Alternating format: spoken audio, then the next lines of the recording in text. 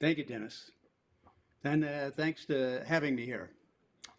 Basically, the problem is that I can't seem to get the forensics evidence into a court or up into the mainstream of evidence for refuting Russiagate.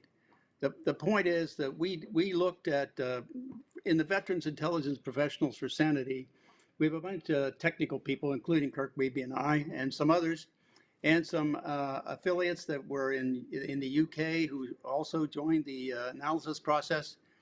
And we were looking at the files posted by WikiLeaks, because the allegation from the beginning is that Russia hacked the DNC and gave the emails to WikiLeaks to publish, which they did. They published. So we looked at those emails to see if there was something there that might give us some idea of how the WikiLeaks got that data. Well, in all the 35,813 emails that they posted in 3 batches, one downloaded according to last modified times on the 23rd of May, and another on the 25th of May, and one on the 26th of August of 2016. Now, all those files, all 35,813, had a last modified time that was rounded off to the to an even second. So they all ended up in even seconds. Now, if you know anything about data processing and data storage and things of that nature, there is a program that was quite common in the past using what's called FAT file formatting, file allocation table formatting, which is a process that when doing a batch process of data and transferring it to a storage device like a thumb drive or a CD-ROM, it rounds off the last modified time to the nearest even second. So that's exactly the property we found in all that data posted by WikiLeaks. Now, that said, very simply, this data was downloaded to a storage device, a CD-ROM or a thumb drive, and physically transported before WikiLeaks could post it. So that meant it was not a hack.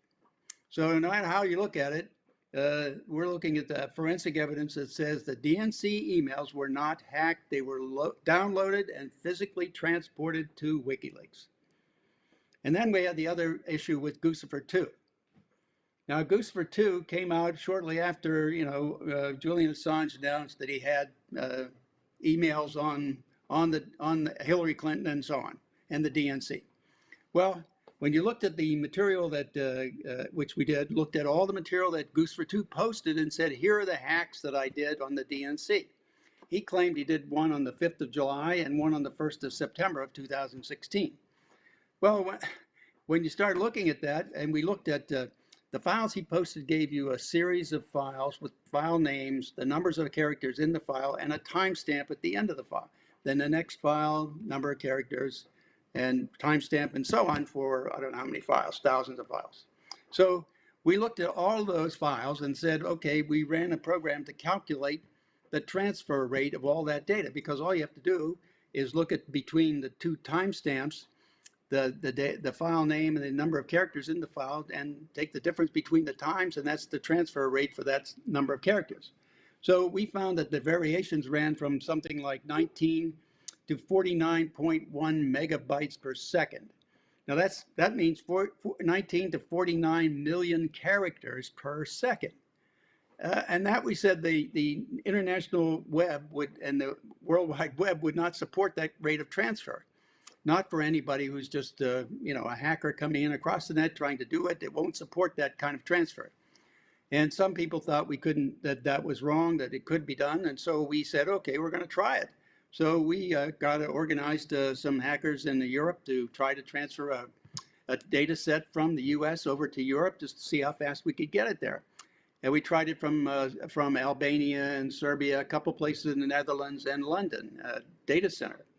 Well, we got various rates, but the highest rate we got was between the data center in New Jersey and one in London, and that was 49.1 megabytes per second, or 12 megabytes per second, which is 1/4 the rate, little less than 1/4 the rate necessary to do the transfer at the highest rate that we saw in the Guccifer 2 data, which meant it didn't go across the net. So in fact, the file rate transfers were nowhere near the the maximum rate that we could do. And so we said, okay, if anybody has a way of getting it there, let us know and we'll help you try to do that.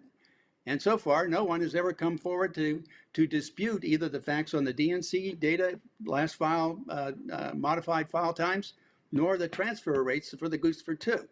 Plus, there's another factor. With Guccifer 2, there's two more. With the Guccifer 2 data, the first of the 5 July data and the 1 September data, if you ignored date and hour, they could merge like you're shuffling a deck of cards. The holes in the 5 July data timing were filled by data from the 1st of September.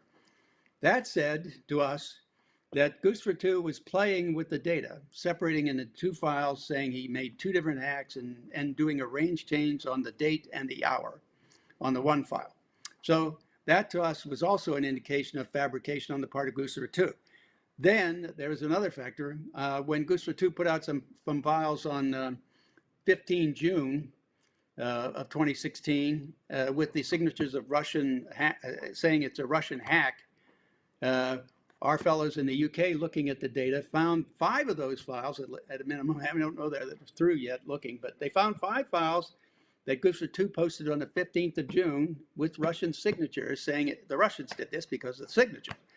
They found the same 5 files posted by WikiLeaks from a Podesta emails, and they did not have the Russian signatures. So that meant Guccifer 2 was inserting Russian signatures to make it look like the Russians did the hack. Well, if you go back to the Vault 7 release from WikiLeaks again, from CIA, and you look, they have this Marble framework program that will modify files to look like someone else did the hack, and who were the countries that they had the ability to do that in the Marble framework program. Well, one was Russia, the other was China, North Korea, Iran, and Arab countries. Well, to us, then that means that the fabrication of the insert of Russian signatures means that somebody modified the file to make it look like it, which fits the Marble framework definition of doing that kind of activity, which says all of this Guccifer 2 material is pointing back now to CIA as the origin of it. That's the basic evidence we have, and none of it points to Russia. In fact, we can't even find anything that points to Russia. When in fact the Mueller indictment, or the Mueller report and that Rosenstein indictment named some what they called trolls for the Russian government, the IRA, the Internet Research Agency out of St. Petersburg in Russia. They named it in a court document. And well, the IRA over in there said we are not in any way associated with the Russian government. So they sent lawyers in to challenge that in the court of law here in the US. And the court charged the government to prove it. And they couldn't even prove anything. And so the judge basically reprimanded them and said, you are never to mention the IRA as any way affiliated with the Russian government again. So their whole case was falling apart. Everything looked like the Guccifer 2 data was a fabrication, the alleged hack and so on, all fabrication. And even if you look at some of the testimony that came out from the CrowdStrike CEO, I think his name was Sean Hannity, he said we had no indications of exfiltrating the data, but we had evidence that it was exfiltrated. Now, if he's talking about the last modified times as an indication of exfiltration, which it was, but it wasn't from a hack, it was from a download. So that download then is an indication that it was done locally, as were the Guccifer 2 data. They couldn't go across the net. It was a download locally. All that stuff happened locally. In fact, some of the data in the Guccifer 2 material had all the timestamps indicating it was done on the East Coast of the United States. We had one in the Central Time and one on the West Coast, but most of them fell on the East Coast. So it implied that all this stuff was happening on the East Coast, and that really pointed right back at CIA as the origin of all this fabrication.